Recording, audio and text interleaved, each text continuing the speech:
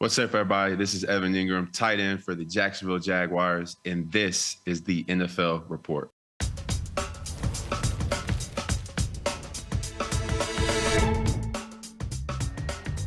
Welcome into the NFL Report. James Palmer with you alongside Steve White, who's in the wonderful Midwestern portion of the country. We'll get to that in just a second because we have monster guests on this show, Steve. We're kind of sticking with that secondary, and we're going to talk a lot about the slot corner position in this game, and that's where we have Taron Johnson from the Bills, a massive game coming up against the Cowboys. We also have Antoine Winfield Jr. from the Tampa Bay Buccaneers, their Walter Payton Man of the Year nominee. And we have Baldy breaking down the slot corner spot. And oh yeah, one of my favorite players I've ever covered, Andre Johnson, Pro Football Hall of Fame semifinalist at the wide receiver position, one of the greatest players to ever put on a Texans uniform. Steve, this is a monster show. How you doing? This show is absolutely stacked, and as you said, I am in the Natty in Cincinnati because Week 15, it kicks off Thursday night, and then Saturday, what a big-time slate here on NFL Network with the Vikings at the Bengals, where I will be on the sideline. And coming up later in the day, the Steelers at the Indianapolis Colts, and the night kicks off with a big one, the Denver Broncos at the Detroit Lions. That is Saturday, only on NFL Network. And JP, you see there's a lot of teams, a lot to gain, a lot of teams that are barely hanging on, and some teams that absolutely have something to lose. So on that note, which team or teams needs to regain momentum going down this final stretch of the season? I was going to go with the Kansas City Chiefs, lost 4 of their last 6, Steve. I was at that game in Arrowhead. We know that the penalties are still an issue. Receiver spot with drops, still an issue. The offense not really finding its footing. But I trust Andy Reid. I trust Patrick Mahomes. They've been here before. You know who hasn't been down the stretch before playing extremely well?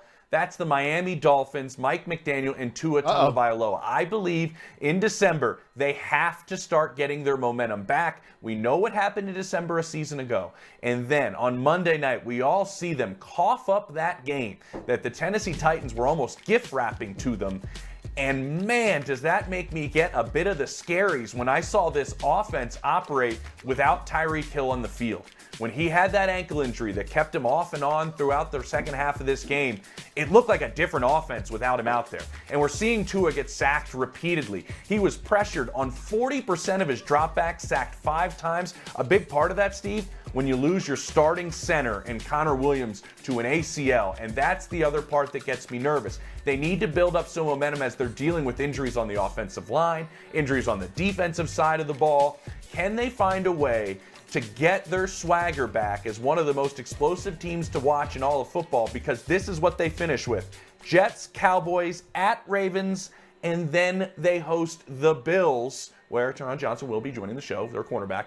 I'm just a little nervous that they need to get their momentum going. Now listen, if they win out, they get the number 1 seed. So it's right there for them. Can they regain that momentum?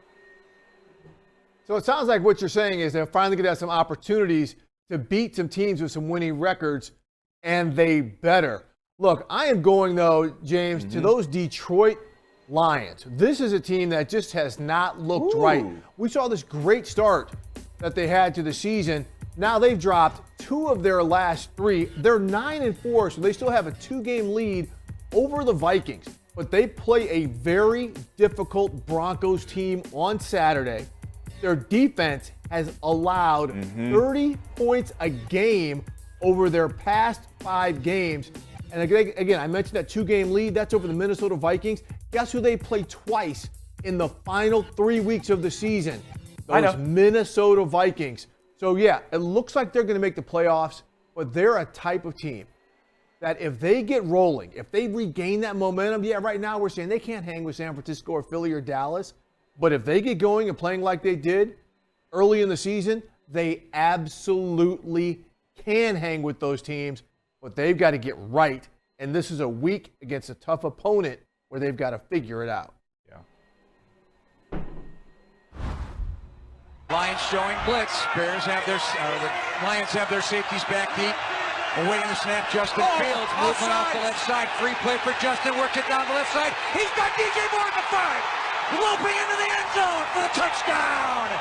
Touchdown Bears, and they're back in front. Goff takes the snap, 4-man rush with protection. He's closing on him. Pickens hit him, throws over the middle, intercepted. Intercepted Tremaine Edmonds, and Goff is swiped. 3 takeaways. So they're going to do it today with a splendid defensive effort and timely clutch offensive production. So, Steve, what we're saying and starting off this show is who needs momentum down the stretch as a team? How about who needs momentum down the stretch as a starting quarterback, and how that could potentially impact how they are involved or not involved in the future of their franchise and the plans that their franchise has moving forward? Who could play their way into a future with their franchise, or maybe possibly, Steve, play their way out of being in the plans for their franchise? Yeah, look, we just saw one of those players in that video between the Lions and Bears, and that's Lions quarterback Jared Goff. And right now, the way he's played, he is making it even more, let's say, controversial for the Lions to sign him to a long-term deal. Okay. A couple weeks ago, I said he's going to be a sleeper MVP guy, right? He has a contract that they can get out of at the end of the season and save $7 million in cap space and more than $25 million in actual cash. Now, there was a lot of talk earlier by head coach Dan Campbell how they want to sign him. They want to keep him for the long term. But over the past few weeks, the past 3 games, 8 turnovers, 7 touchdowns, and just has not looked like the same player.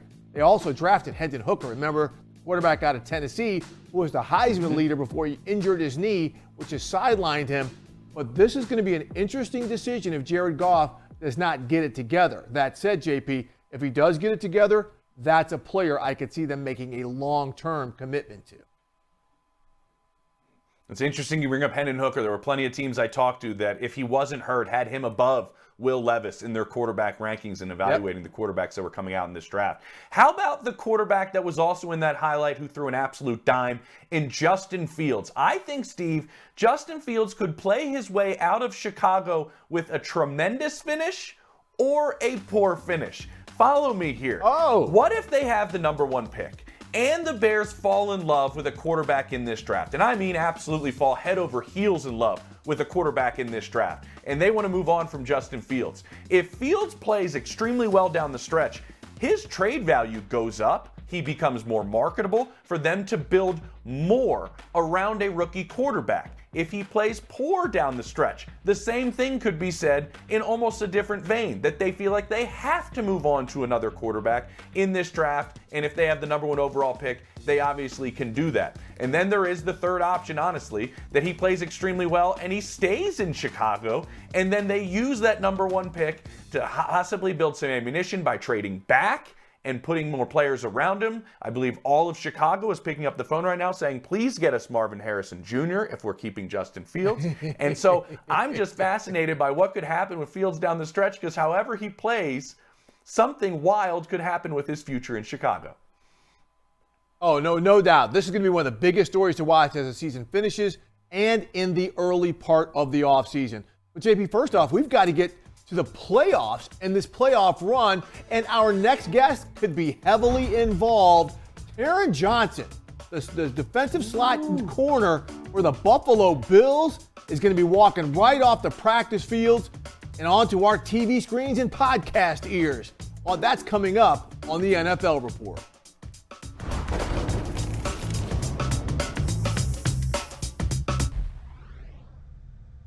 Hey, listen up. Hey, that's a hell of a win, man. Resilient damn football team right here, man. I'm so proud of you guys, man. We got your back. And all the distractions this week, you guys did not flinch. Coaches, players, staff, so proud of you guys, man. Hey, we got this man's back. Tough week.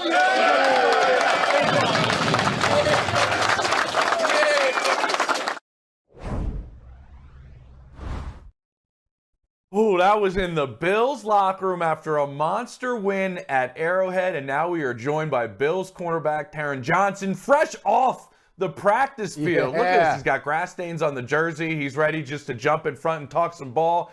And you were kind of smiling, we saw, while you were listening to your coach get that game ball from Brandon Beane after the game. What went on that we didn't get a chance to see, Taryn, in the locker room that really kind of just maybe epitomizes where you guys are at as a team after everything you've kind of been through heading into that game and now moving forward? I would just say the love that we have for one another.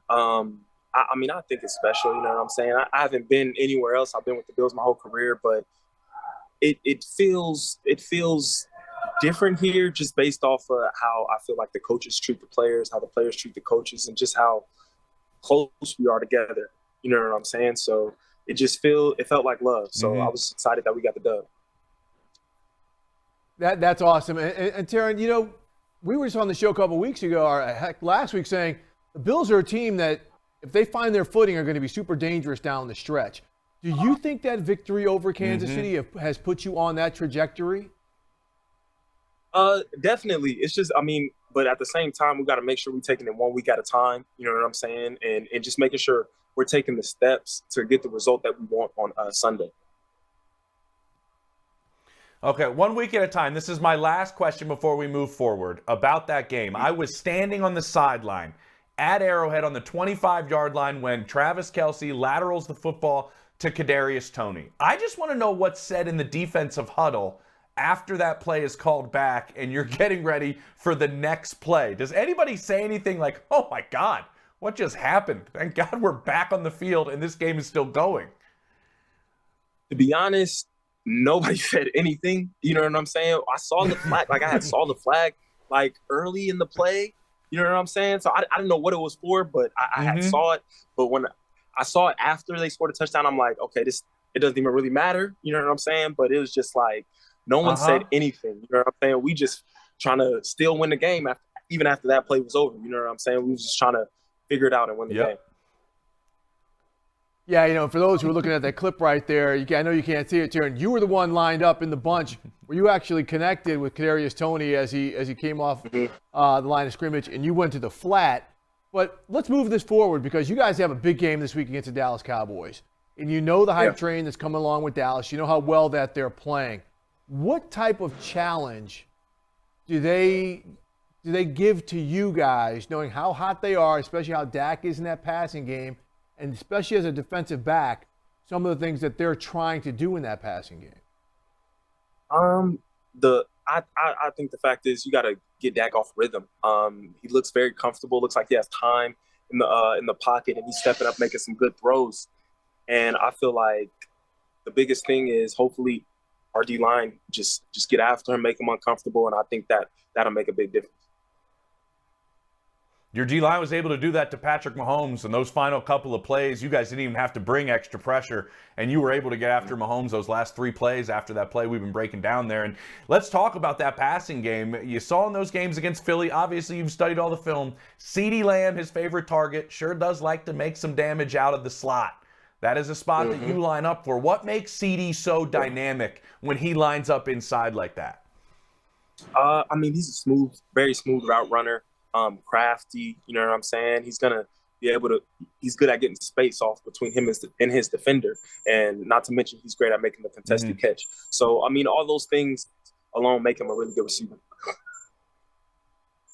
Let me ask this as a defender. You guys, I'm sure, well, tell me this. How are you guys practicing that Cowboys cadence, that here we go cadence? And it seems like because it's kind of a sing-song type of cadence, really it allows you to know when the ball is going to be snapped and where you exactly have to be at that point. I mean, we just watch tape, just kind of hear it, see what it's like, and not go too hard on the cadence, just basically because they do a lot of different things, not just that same cadence. So it's just like just making sure that we're reading our keys, and I know the D-line is going to be paying attention more to that than I'd say the back seven. You guys have had a couple key injuries to your unit, right, Taryn? Like to multiple guys that play big roles as a part of your defense. But it almost seems like you guys have found a way just not to miss a beat. I know the front's played really well, and getting after the quarterback helps that out. Does that kind of signify your resiliency as a unit when guys like Matt Milano go down and Tre'Davious White go down, and you have that ability to kind of regroup? What does that say about your unit and your defense? I think it says a lot. It also says a lot about the coaches here, the players, the GMs bring in here. It's just the fact that we're not really missing a beat because everyone's locked into the game plan. Everyone is doing extra work after practice. Everyone is just trying to get better. So when your numbers call, you're ready. Darren, I'm in Cincinnati for a game here Saturday, but I spoke to their slot DB, Mike Hilton, and he said his two favorite players to watch are Indy slot corner Kenny Moore, slot corner / safety, and you. And said the way you play the position and that versatility is how the game should be played. And we've talked some on the show about the slot corner and its importance. Why do you think it's become such a premier position in the NFL? I mean, just the fact that I feel like if you have a guy that can cover a number one receiver and you have a guy that can tackle your best running back in the box, then I feel like that's what I think is valuable. You know what I'm saying? So just having a guy who can cover and tackle and pretty much do everything that you ask him to do, just being a well-rounded football player. That's why I think it's such a specific position because you got to do a lot of things and you got to do them well. And with that, Taryn, like when you have quarterbacks that can extend plays, Dak is playing outside of the pocket more than we've seen over the last couple of years. And you have these quarterbacks that make plays last longer. You have one in your building in Josh Allen. What is it like when you have to man the middle of the field when plays are as long as they are? I mean, it's tough. You know what I'm saying? It's like a play and then a second play. It's like two plays in one. You know what I'm saying? You got to stop the first one, and then you got to stop after the fact. So that after the fact is mainly about willpower and just being in the right position, not letting people get behind you and just plastering your man to hold down. Let's get these slot corners paid, man. Steve. Let's get them paid. Slot corners paid. Exactly, man. I love it. Hey, Darren, when Mike Hilton said that you were one of his favorite players, I was like, right on, because you are really showing how good of a player you are on the biggest stage. We know you're going to be on a big one this weekend. We can't thank you enough for joining us here on the NFL Report. Hey, I appreciate that very much. Thank you, guys.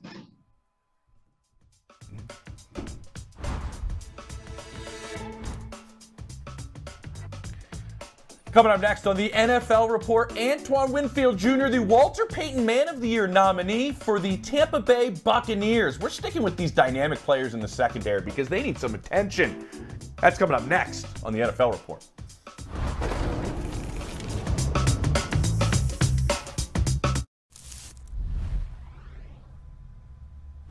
Welcome back to the NFL Report, and it's considered the league's most prestigious honor. The Walter Payton NFL Man of the Year Award, presented by Nationwide, recognizes NFL players who have exhibited excellence on the field and whose passion to impact lives extends beyond the game. The Walter Payton Man of the Year will be announced at NFL Honors Thursday, February 8th on CBS.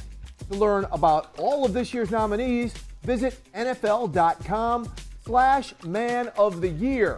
But you won't have to go there when you're talking about Tampa Bay, because we've got the Buccaneers Walter Payton Man of the Year nominee, Antoine Winfield Jr. with us right now, JP.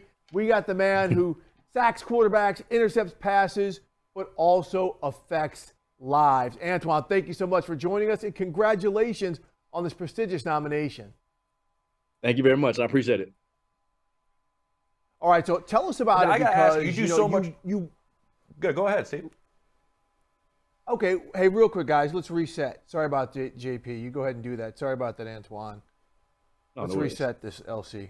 Oh, man. JP, you take Antoine does it in one take, and then look at us, screw it all up. It's all good. He knocks It's all his good. part out in the beginning.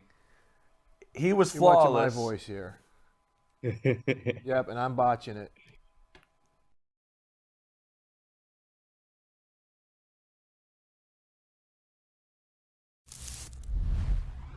We're back at the NFL Report. It's considered the league's most prestigious honor, the Walter Payton NFL Man of the Year Award, presented by Nationwide. It recognizes NFL players who've exhibited excellence on the field and whose passion to impact lives extends beyond the game. The Walter Payton Man of the Year Award will be announced at NFL Honors Thursday, February 8th on CBS. To learn about all of this year's nominees, visit NFL.com/Man of the Year. But you won't have to go there when we're talking about the Buccaneers nominee, because we have got Antoine Winfield Jr. with us right now, JP. Antoine, thanks for joining us, and congratulations on this nomination. Thank you. I appreciate it.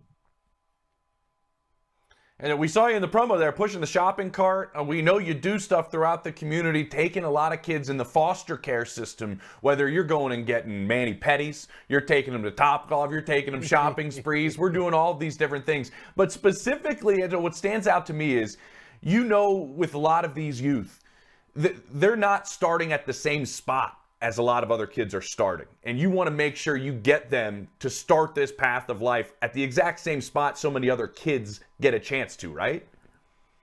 Yes, 100%. A lot of these kids in the foster care system, they don't have all that support that, one might have. And so my goal was just, hang around the kids, build a relationship with the kids, and let them know that, they're not by themselves out here. They got support in myself. Antoine, how'd you get involved with foster kids?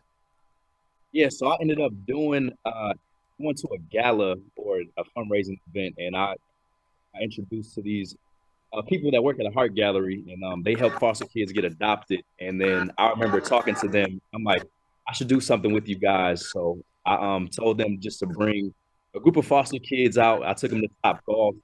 This is really where I was like, okay, this is what I want to do. I want to, hang out with these kids and show them, that there's more to life than, their current situation.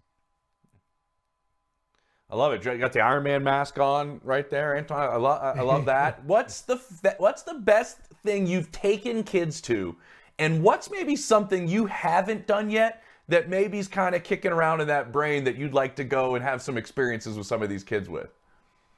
The best thing, I would say, I took the kids to a trampoline park, and I thought that was pretty fun. Just to have a house with a kid. But something that I plan to do, I don't know. I'm still working on some other things to do with the kids, but I'm not even sure yet. Okay, so you took them to a trampoline park. We know you guys have clauses in your contracts where you can't skydive and do things like that. Did you put yourself at any type of risk when you're on there with all these kids? I most definitely did. But I made sure I was safe. I also look at Antoine, that you're on the Bucs, so you're on the Bucs social justice board. That's another aspect of what you do. I'm curious with what is it exactly that all of you guys are working on, trying to accomplish with that board, because I find it fascinating. Yeah. So it's pretty much, we have like a mentorship program where we meet up with different groups of kids, and they come to the facility, and we just do different events around. Like one thing, we went with like different like police around the city, and they kind of explain like how their jobs and how they work and things like that. So it's really just bridging the gap between just the community. Antoine, let's talk a little bit of football right now, because the Buccaneers are right there atop a very tight NFC South. What do you guys need to do to continue winning ball games like you did last week against Atlanta to clinch that playoff berth? Yeah, we just got to continue winning. And, I feel like a big thing coming up with these last few weeks is takeaways. I know specifically takeaways on our part defensively, and just ultimately scoring the ball and just feeding off of each other. So I feel like we just got to play complementary football these last few weeks, and that's just been the goal. Okay, let's talk takeaways and you specifically, because I love that you're on here, Walter Payton Man of the Year nominee, but we also got to get those Pro Bowl votes up. And you're one of the best safeties in football. Look at this. 97 tackles, Steve, 4 sacks, 4 forced fumbles, 3 fumble recoveries, 2 interceptions, 11 PBUs. We're doing it everything on that side of the ball. What I'm curious about is, you're a really good blitzer from the secondary. What does it take to be dynamic getting after the quarterback from the secondary? Do you have to have a good poker face? What do you have to do, Anton?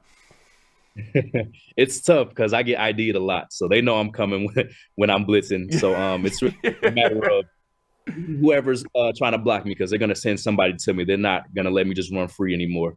And so it's really just about setting them up. I might give them a fake inside, jump outside, and just playing with it throughout the game and giving them different looks. So, Antoine, James and I were talking before the show, like it's how crazy, like he just mentioned, how your name isn't on the tip of everybody's tongue when it comes to great players in this league.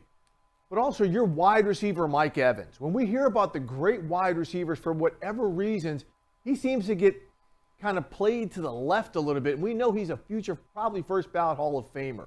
What can you tell us about him, his greatness, and why he is so successful week after week doing what he does?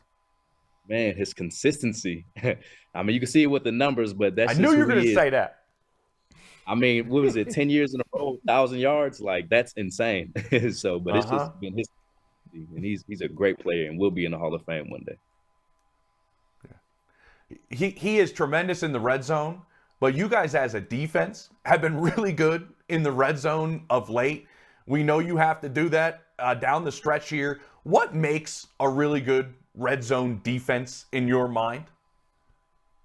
I would say just understanding the concepts that you're going to be attacked with, and then also just practicing. Okay. We practice well, and especially when it comes to the red zone, we know that we got to take care of business and keep the offense out of the end. You talk about practicing well, understanding the concepts. Well, defensively, that comes from your head coach, Todd Bowles. What kind of coach is he? Because we know you talk about consistency. Your defense, for the most part, has been very consistent since he's been there as the DC and the HC. Yeah, Coach Bowles, he's definitely probably the smartest coach that I know, especially on the defensive side of the field. I go up there and meet with him, and he, breaks down the, film with me, and I've really just been leaning on him because he's the best to really do it. And so just really leaning on him and just understanding the different concepts is what helped me, make the plays that I'm making, especially with the defense that we have. You've been making these plays since your rookie year. And I remember being down there. For some reason, the NFL ships me down there and follows you guys throughout all of training camp, and Brady's down there. And you guys go all the way and win a Super Bowl title. What do you gather from that locker room, from that team, your rookie season, about what you need to have, maybe certain aspects as a room to be successful in the postseason and make a Super Bowl run? What did you learn? Yeah, I had so many great players around me, and just seeing them work every single day, like their mentality towards like coming in and taking care of business was the biggest thing for me coming in, especially early on. And it's kind of something that I catered to my game. So it's like when you're in here, you're working. When you're practicing, you're working. You can't just go through a practice and be calm and not make plays. You got to go in there and work like it's a game. And so that's pretty much the biggest thing that I picked up from those older guys when I first got to the league. Well, Antoine, hey, awesome. Continued success to you and to the Buccaneers. But, man, what you are doing off the field to help enhance lives means everything, and we appreciate you taking the time and joining us here on the NFL Report. Yes, of course. I appreciate it, y'all. Okay, while we're talking about the Buccaneers and things happening off the field, the NFL continued its Accelerator program at this week's league meetings, and the Accelerator program was established in this case to help continue bringing recognition to diverse candidates so they can get hired into leagues' front offices. And here is Buccaneers front office exec Jackie Davidson with our own Judy Batista. Right, we're here with Jackie Davidson, Vice President of Football Research for the Tampa Bay Buccaneers. Jackie, this is your fourth Accelerator program. What are you hoping to get out of this one? I think for this one, it's been a lot about individual development and not particularly pertaining to football. So all of us are leaders at our respective organizations, and I think it's been great to kind of grow a skill set that could really be useful in business as a whole, but is also applicable to a football team.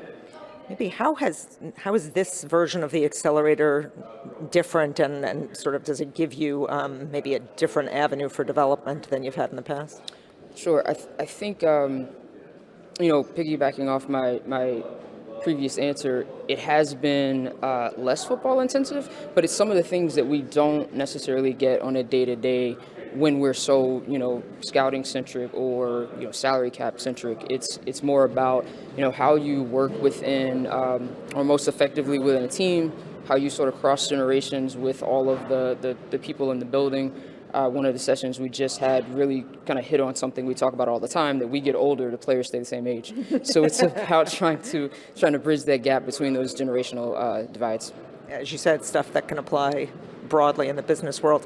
Look, we have seen women make some inroads in front office capacities. You've been at it a long time, so you've seen it develop along the way. What do you think women have to do to get even more numbers in these positions and get ready for general manager roles? I think the primary thing is exposure. It's still, I'm still kind of astounded by how many people don't realize the number of jobs that are available within a football team.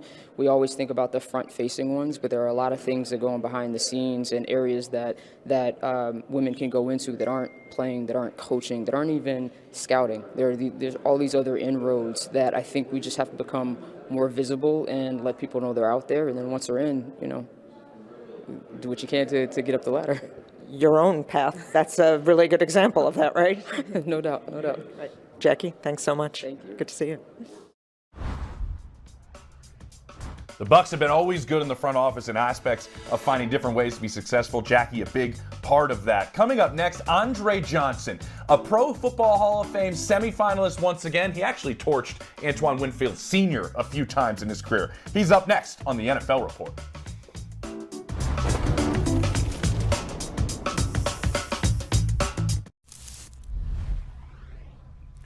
Welcome back into the NFL Report. James Palmer, Steve Wyche with you. Steve, I am stoked about this one. This is Andre Johnson, Yeah. the Texans great. Once again, a Hall of Fame semi-finalist, one of my favorite people to cover, even though, Dre, you used to make us wait forever before you would talk to the media when you were getting out of the shower after a game. And you were notorious for taking an eternity. Half the people would leave. And you probably liked it that way. No, not really. I just had to always sit in the cold tub for at least 30 minutes after the game. So that's what really took the longest. Got it. See, there it is, Trey. A man's got to do what a man's got to do. But, Andre, we know that you're still so involved with this organization, and you're doing a lot with the Houston Texans. Just what about some of the things that they have been able to do this year? Because nobody coming into the season expected them to be in a playoff hunt at this point of the season. Well, I think the biggest thing was just getting the right coaching here. And D'Amico has done a great job. He's done an amazing job. The guys has bought into what he's brought to the organization.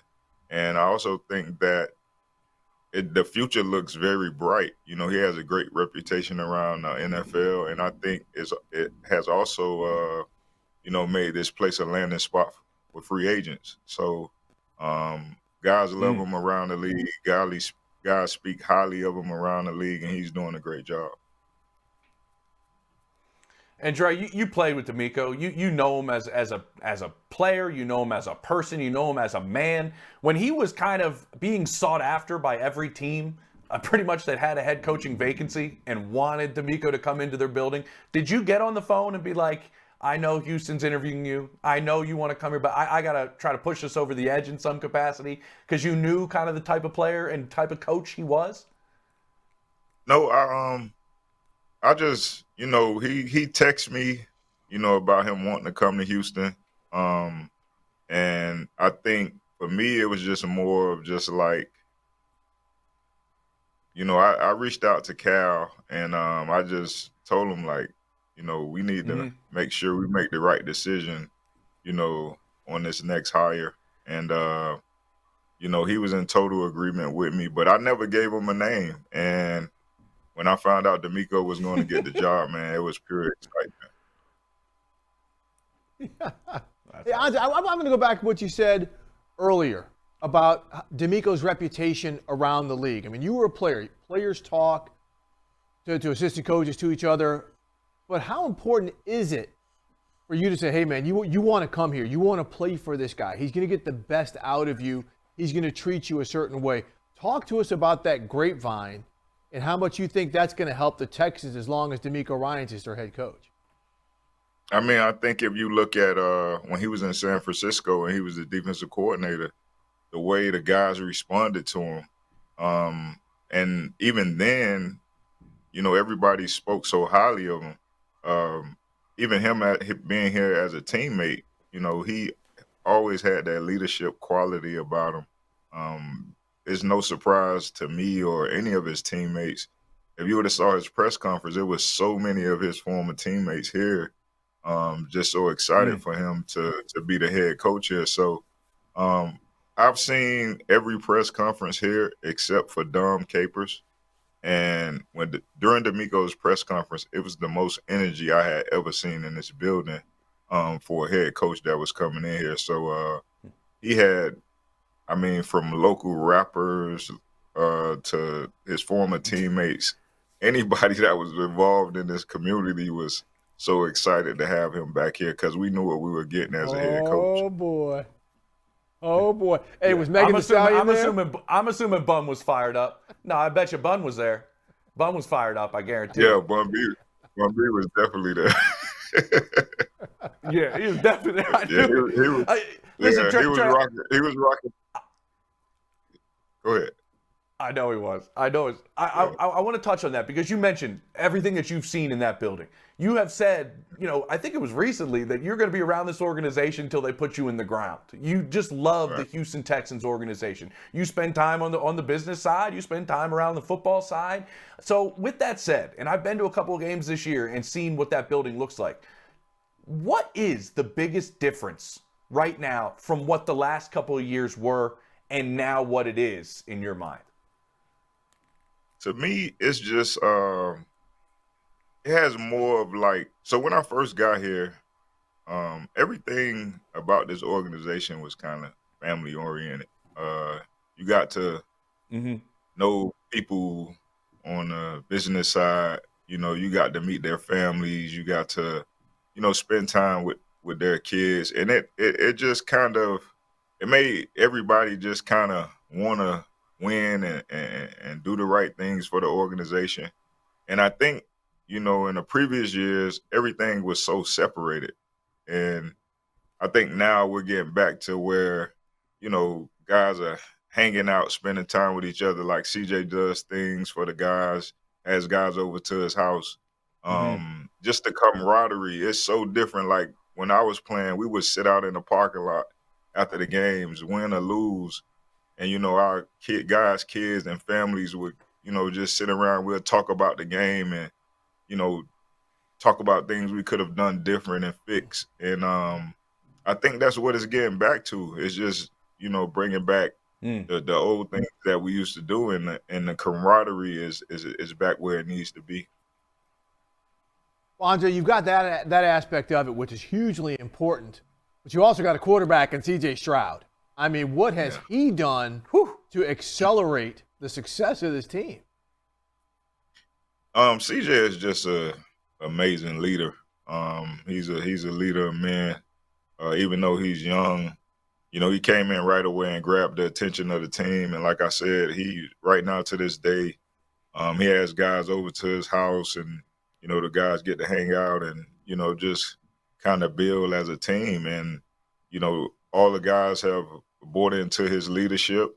And one thing about CJ that I noticed about him, he's not going to go out there and make the same mistake twice. He's a very fast learner. I know people gave him some bad press about his learning abilities and things like that coming out for the draft, but I mean, he's proved everybody wrong. So I'm very excited about him being our quarterback and the future of his career. All right, Dre, before we let you go, as I said at the top, once again, a Pro Football Hall of Fame semifinalist. So I'm curious. Steve and I were talking about this. Your combination of size and speed was remarkable. And Steve keeps bringing up DK Metcalf as like size and speed. I'm curious, who do you like to watch right now with the way you played the game and maybe the way maybe a receiver sticks out in today's game that you like watching? I like to watch all of them. AJ Brown and Deebo Samuel right now are probably my two favorite. Because I mean, Deebo is just, they play the game physical like I like to play the game. So, DK's a guy I like to watch also. But my two favorite right now I would have to say is AJ Brown and Deebo Samuel. It's a good Hey, pick. Andre, we're out of time, so I'm going to tell him because, we keep on talking about DK Metcalf and him hitting 23 miles an hour. You were the Big East 60-meter indoor champion back in the day and the Big East 100-meter track and field champion. So you got some skates. I'd like to see you and DK go at it in your prime. But Andre, thank you so much for joining James and I here on the NFL Report, man. That insight was absolutely fantastic. All right, thank you guys for having me. All right, coming up next, we got Brian Baldinger, JP. He is going to tell us about some of his DBs that we need to give some shine to, so he's going to do it next on the NFL Report.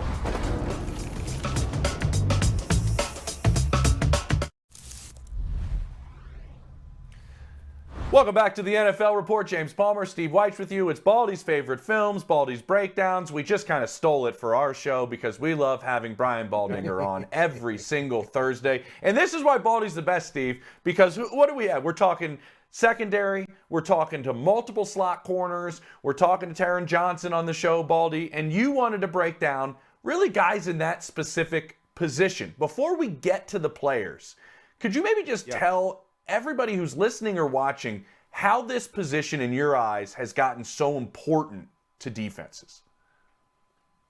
Well, a couple things. One, the best slot corner that I've ever seen is Charles Woodson. He's in the Hall of Fame. Yep. But, he made every single tackle in Green Bay. When he was there, he would match up outside if you were two receivers. But if you were three receivers, he went inside because he was such a great tackler. So I mentioned tackling first. Because, yes, most teams march out three wide receivers, or they could have a flex tight end as one of the receivers, but you're matching up like that. And so you might go against, a flex tight end in the slot. You might go against the best receiver on the field in the slot. You might be able to go, if you're playing Dallas, CeeDee Lamb's going to be in the slot. That could be your assignment if you're in man coverage. And then you're expected in the run game to be able to beat those receivers trying to block you and to get an extra body to the run game and shut the run game down. So it's a physical position where you've got to stick your nose in there and you got to be aggressive, like Taron Johnson is in Buffalo. He's a force. And then at the same time, you got to handle these option routes that all these guys run in the slot, where they kind of clear out, and you've got all this space that you got to defend. You don't get the sidelines, as your friend, as you're defending. You're defending in space. And so your man-to-man skills, if you don't have them, they will be exposed.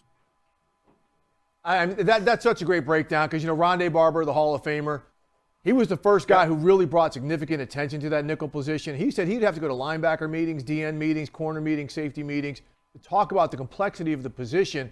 Baldy, one guy who might be playing it at one of the best levels right now in the moment, Michael Carter II. With the Jets. What can you tell us about how well he is playing? Well, they just finished shutting the Houston Texans down last week in New York. And in that game, they defended 10 passes, and Michael Carter had a couple of those. But he's a guy right now with this defense, they play a lot of man coverage. And they put a lot on, especially if they're going to try and get an extra body to blitz right there. And he's been a one guy, just a real constant. And yes, Sauce Gardner and DJ Reed are excellent outside. But sometimes they're only as good as that slot defender because he's taking in all those positions and covering all those talented receivers that Houston have, that Buffalo has, and all those that Miami has in all those division games. He's stood out. In fact, I did a breakdown on Sauce Gardner and DJ Reed this week. They got a lot of attention. But a lot of the attention was Baldy. Don't leave out Michael Carter II. He's a big part of their, their defending anybody's receiving core right now. And we're talking so much about this position, Baldy, and the versatility you need. I go to Detroit, you look at Brian Branch, the youngster, who's playing safety for them and playing nickel for them. Now, this past week, it was kind of interesting. They cut down his snaps big time. They just kind of wanted him to focus on the nickel spot and focus on that spot specifically. But what have you seen from him as a whole in terms of how he plays that spot? Well, he's got the versatility. When Steve mentioned, the versatility that's required at that position, whether it's playing linebacker, corner, safety, I think he embodies all those things. He's very, very comfortable in that space that's between the outside receiver and wherever your tight end or offensive tackle is. There's a lot of space to defend there. I mean, he's excellent in the alley making tackles. He's excellent getting off blocks in the run game. And then the short area routes that, here he is, taking the deflection against Kansas City right there for pick six. But, he's got the vision to really defend a lot of space. And I think Brian Branch is a future great player in this business at that position. Baldy, Deommodore Lenoir for the 49ers, you brought him up before. He has been, I think since he's been inserted into that starting slot position, their defense has really taken off. A little bit more on him, please. Well, they were having problems. They had lost 3 in a row, Steve, one of those losses was to Minnesota, and really Kirk Cousins had their way, and they were attacking in short intermediate routes. And, Kirk had his way, Joe Burrow had his way, and they had to fix that position. And when they put Lenoir, went from outside to inside, that really fixed it. Tavarius was excellent outside, but this, and Ambry Thomas was very good. They needed to fix the inside position, and they've reclaimed the position as the best defense in football. I think in large part because Lenoir has really stepped up in the slot, and he's been a force and, a great player on the underneath coverage right now from the 49ers. Baldy, I look at Mike Hilton and everything that has gone on in Cincinnati. You lose both those safeties. They get younger at the cornerback spots, and he's kind of the veteran that's been there. That's where Steve's at right now. He's going to be at the game, calling the game on Saturday with Cincinnati. He hasn't allowed a touchdown in coverage this season. He's quietly having just a monster season in Lou Anarumo's defense. Well, you can look at the turnaround of the Cincinnati Bengals. You could say, well, it was the day Joe Burrow got there. Jamar Chase drafted. All that is true. But really, they got Trey Hendrickson and Mike Hilton in the same free agent class, and Awuzie. They got all those guys in one big bundle. And they literally cemented the nickelback position. I think they've weakened Pittsburgh a great deal because they have yet to replace Mike Hilton in that position. And then the moment they put Mike in there in that defense right now that Lou Anarumo runs, whether he's a blitzer, where he's excellent. Whether he's a run force, he's excellent. Or whether he's in that slot or doubling key receivers. In a variety of roles, Mike Hilton has fixed that position in Cincinnati. And yes, they're still, trying to replace Von Bell and Jesse Bates. And look, Dax Hill and the young guys are back there. But it certainly helps that Mike Hilton is there, and he's a communicator, and he's a great team guy. You watch any Cincinnati Bengal game, you'll see it this weekend, Steve. Like, he is the cheerleader on the sideline. He never sits down. He's cheering the offense on. Like, he is one of those guys that team camaraderie, like he's at the forefront of all that in Cincinnati. Communicates with the green dot, Logan Wilson, also the middle linebacker for the Bengals. Hey, Baldy, we're a little short here, but Jordan Lewis, guy who used to play outside for Dallas, now they've moved him inside with some of the injuries that they've had.